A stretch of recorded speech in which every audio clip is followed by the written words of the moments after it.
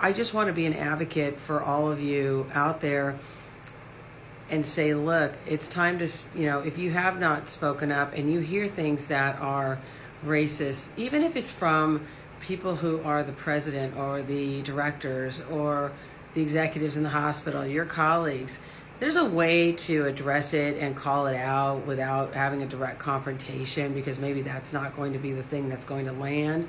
Because for me, the real goal is to affect change. I want that person to be thinking about, oh, what are my biases and how are these people being treated? And even if I have to say, well, look at the long-term cost. If we don't help these folks, or we're cynical and say, well, they're a frequent flyer, or they're pain-seeking, they may have a legitimate issue. Pain-seeking is, drug-seeking, whatever, that's not my problem. I have Narcan.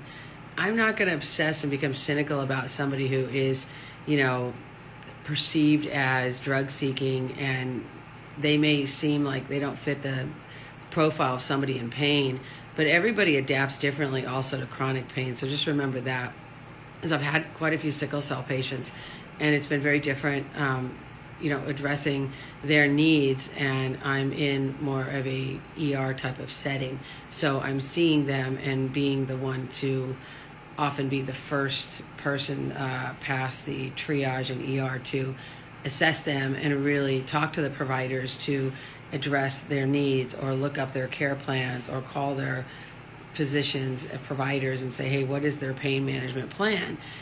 This is really important. So I just am here to say, be empathetic, be compassionate, and cynicism is the fast road to burnout as a nurse. And racism is a type of cynicism, and that can permeate, because if we don't say something and speak up, even though we ourselves may not be racist or have biases, if we're tolerating it, it's going to burn us out. It's going to drive our mental state down.